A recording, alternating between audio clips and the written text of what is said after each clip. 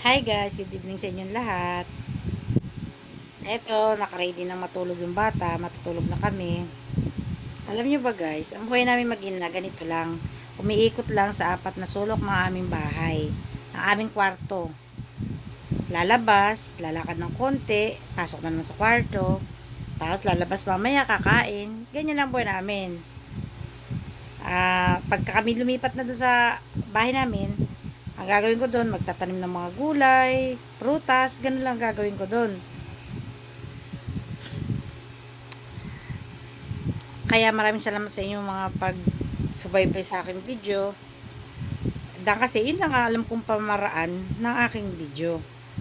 O yung mga marites dyan na nagmamarites lang, gusto subaybayan lang ang aking buhay.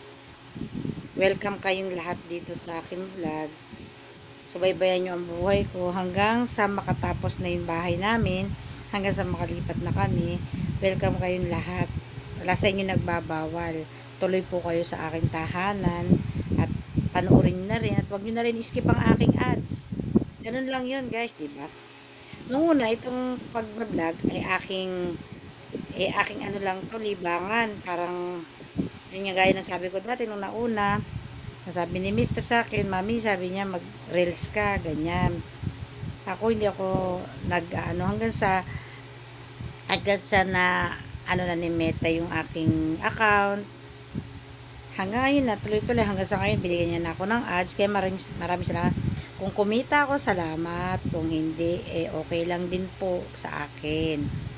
Pero mas maganda kung kumita kahit pa unti-unti, at least makatulong man lang sa pang-araw-araw namin, 'di ba? Ganoon lang naman 'yun eh. Kasi ito lang naman pamaraan ko na ano, kasi kami mag-ina, wala naman kami trabaho. Gaya niyan sa 17, pasukan na ng anak ko. Wala naman kaming ibang gagawin. Kaya ganoon lang guys, ang buhay namin umiikot lang sa ganito. So, yung daddy naman namin, pilit naman niyang ibinibigay ang aming pangangailangan. Pilit niyang pinaaral yung anak niya sa private. Binibigay niya ang gusto namin mag-ina. Yun, kaya malaking pasalamat na rin ako sa asawa ko kasi mabait siya. Kaya, yun guys, masabi ko lang, lahat po ng gustong manood sa akin, welcome po kayo. Yung ayaw po, scroll na lang po ninyo. Kaya nyo akong mapanood. Wala naman po nagpipilit sa inyong panoorin ako. Wala rin naman nagbabawal na